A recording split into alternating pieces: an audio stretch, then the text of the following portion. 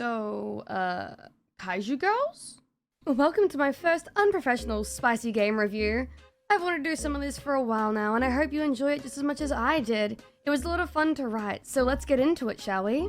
Kaiju Princess is basically as the name states, and is published by the very popular Mango Party. It's a H game about a kaiju girl that acts like a princess.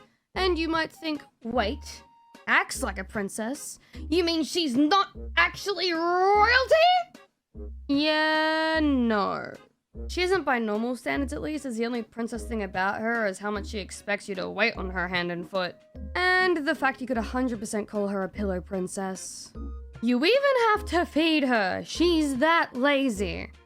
But then again, having a cute anime girl be completely dependent on you to live is kind of hot in its own right, without delving into darker territory, if you know what I mean. Fortunately for you, if that's what you would like to call it, you play as an all too close to reality struggling college student who's trying to simultaneously study full-time and work a part-time job. Which, in my opinion, is already one step better than being a high school student in questionable situations, depending on if you prefer to have to manage anime-induced college PTSD with the addition of destroying the world with a home invader from outer space. And you might be wondering about that destroying the world comment.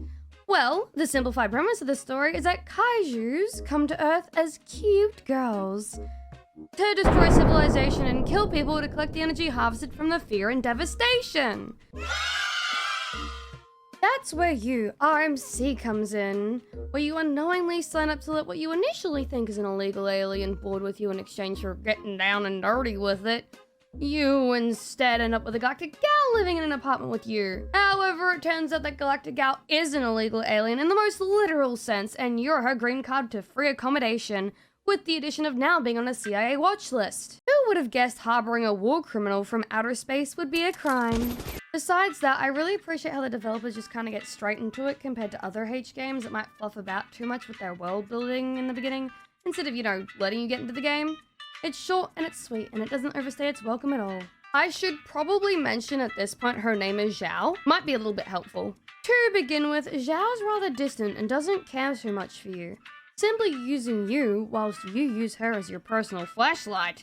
And work yourself to the bone, not only to take care of her, but assist her with her job of destroying humanity in a way that requires the least effort possible, so she can remain on Earth and continue to live her blissfully lazy lifestyle with all her needs taken care of. Just like a true princess.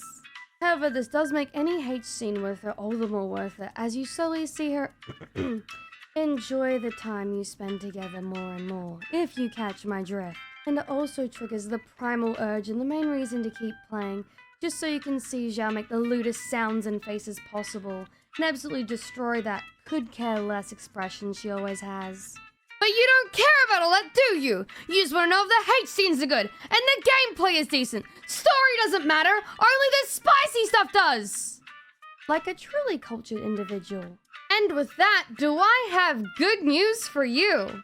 Because of how the story is set up, you have to destroy towns and fill your destruction bar, so Zhao can meet her bare minimum requirements for each deadline to avoid being replaced by someone who will actually annihilate Earth. Besides feeding, petting, playing dress up with Zhao, and buying her stuff and taking care of all her needs, you also have limited action points to get stuff done during a given day, like working and cleaning, which can either result in success or failure.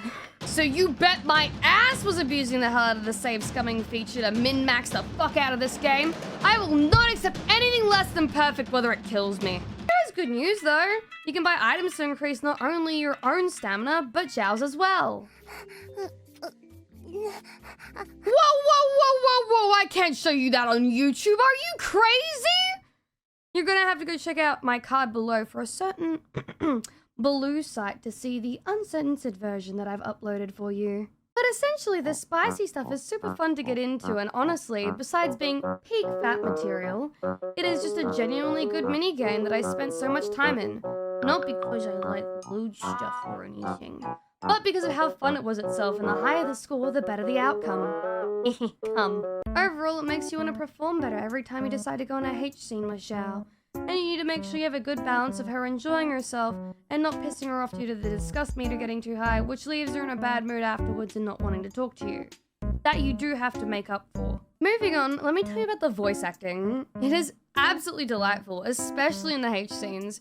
Whoever they got to do the voice work knew what they were doing, and they did it very well. 新しいものに触れようとか、今までとは違う景色を見せてあげるよって言ってくれた。Even outside of the H scenes you can get, the normal dialogue is really cute, and there's a lot of character to Zhao that develops over time. So when they do use voice acting, it's really effective. ここで倒れたら、今までの努力がパーになってしまう。 Especially when full scenes are voice acted, you know it's a really special scene and there's genuine character development with Zhao. The art is also amazing, and I honestly don't expect a lot from H games in general, but the visuals were surprisingly nice in this game. And it's not trying to do too much as it knows where all the content is, but at the same time it still offers a delightful amount of CG scenes that you can revisit whenever you want. The ability to change your outfits is super nice too, and my personal favorite were probably the Miko and Bikini, even with my bias towards maid outfits. Being able to change your underwear was a super nice touch too. The game developers didn't need to do that, and they could have just tied things to certain outfits, but you can mix and match all you want. The H scenes even allow you to remove articles of her clothing, but you can choose to keep them on if you really wanted to. Sometimes she even looks cuter with the outfit still partially on. I personally like more clothing on than off since the outfits are so nicely animated in H mode. Another thing I really enjoy is just the menu screen where she's laying on the bed. Again, it wasn't necessary, but it really emphasizes how lazy she is in a cute and sexy way. Plus, the angle just shows off the bakery she's packing back there like goddamn. There's also flavor text every now and again if you click on her throughout the game, which is just a fun little addition. Overall, I really enjoyed this game, and I highly recommend getting it if you want to jump straight into things and want less of a visual novel experience. The world building that is there is really thought out and doesn't feel too invasive to the story either. It gets to the point and lets you have fun with whatever you want to. You can feel that there's a lot of heart and soul put into this game, so please don't sleep on this one like Zhao would. The game seems to have done really well since Panty Parrot Studio actually made a 1-to-1 scale model of her, which I think is super cool. And I am a sucker for the oversized t-shirt look, and I do hope they make a figure of her in the future. Thanks again for watching, and I hope you all enjoyed my unprofessional review.